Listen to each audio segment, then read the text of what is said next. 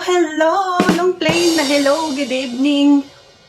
Good morning muna at magandang hapon, magandang tanghali sa inyo lahat. Ayan, thank you Lord. May maganda na akong ilaw. Marunong na tayong mag-adjust-adjust dahil na nakaraan. Kasi puti ko na yung plywood sa likod ko. Ayan, maganda pala. Dahil marunong na tayo mag-adjust-adjust ng mga ilaw-ilaw. Ayan, thank you po sa inyong lahat. Good morning! Kamusta ang umaga at hapon?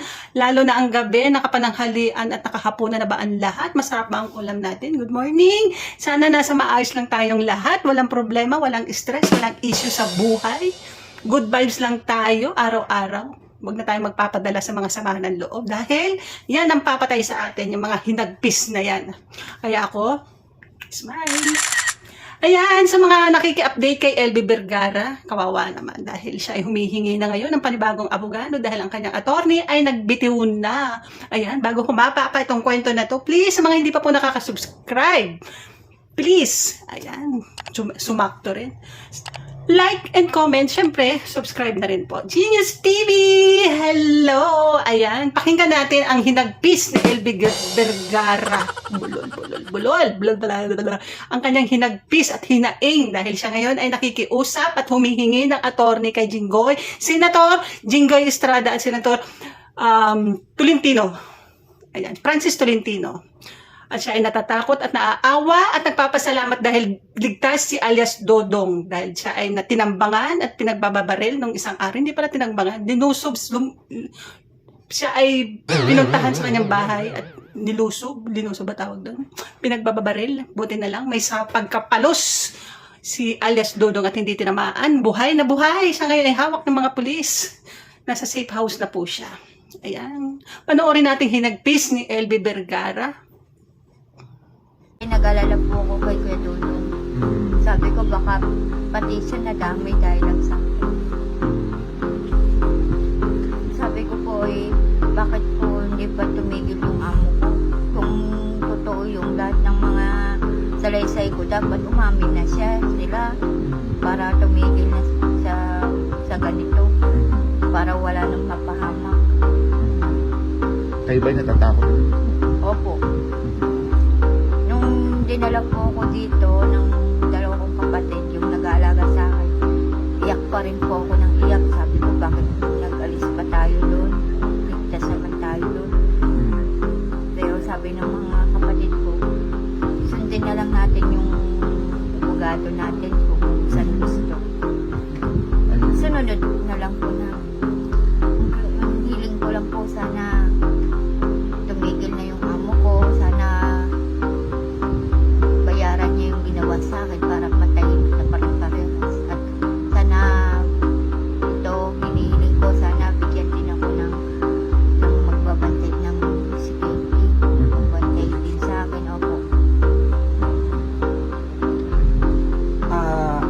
Nanay LV, di ba parang sumalang kayo sa Senate hearing ulit? May parang plano pa daw po ulit na parang another round sa Senate hearing ito, sabi sa inyo? Yung pong tinitirit ako na sabi ng mga amo ko, Ate LB, alam mo yan, Tita Kitty, alam mo yan. Alam mo na yung mga ginagawa sa'yo. Sabi ko, ate, sinungaling ka, totoo lahat ang mga sinasabi ko. Lahat ng mga silay-silay ko, totoo yung mga nananakit nyo. Totoo yun, sabi ko gano'n. Hindi po siya nakaimik. Kung sino pong, sana po, Senator Tolentino, sana po bigyan niyo ako ng bagong abogado dahil po ang sabi ng attorney ko, magbibitiw na daw po siya. Dahil? Hindi ko po alam, basta po daw po bibitiw siya. Yun po, inihiling ko kay Senator Tolentino at kay Jinggoy na bigyan ako ng bagong abogado. Kailan po sinabi sa inyo, Nanay LV, na aalis na o magbibitiw na itong abogado po sa kaso? Hindi ko lang po alam, basta po sabi lang po, binanggit lang po ng mga kapatid ko at mga tiyahin ko dito na yun nga daw po, balita na bibigyan daw yung attorney ko. Ayun nga yun po, hinihiling ko kay Tolentino at kay Senator Jinggoy at kay Toto na bigyan ako ng bagong abogado. Nanay LV, yung pangamba nyo, sabi nyo takot kayo, natatakot din kayo para sa mga iba yung sa mga iba? Opo, sa mga kapatid ko. Sa mga, Bakit? ayoko po madamay sila. Like, sana ba as soon as possible mabigyan na kayo ng protection sa mga Opo. Sige po. Sobrang takot ko nung mga kung anong ginagawa sa akin ng amo ko, ganun din po ang takot ko hanggang ngayon. Minsan po daw po nung isang araw may punta dito sa tiyahin ng pamangkin ko. Sabi may nagpapalud daw po. May sabi niya yung kapitbahay namin yung tiyahin. Wala naman po kami loob dito. Taga saan po kayo? Taga bayan daw, taga Batangas ng bayan. Sabi ng kapitbahay namin, ba't nakakatingin sila dito na hindi naman taga dito? So, ang hinala niyo, may mga umiikot na sumusubaybay dito. May mga nagmamatyag sa inyo. Wala naman po. Minsan lang po dito.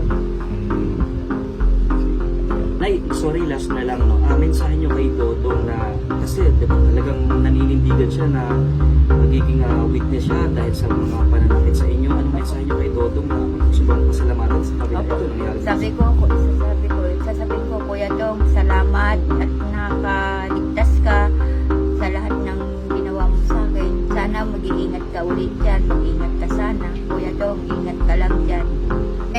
Maraming salamat po kay Isabel Sada at sa mga tumulong.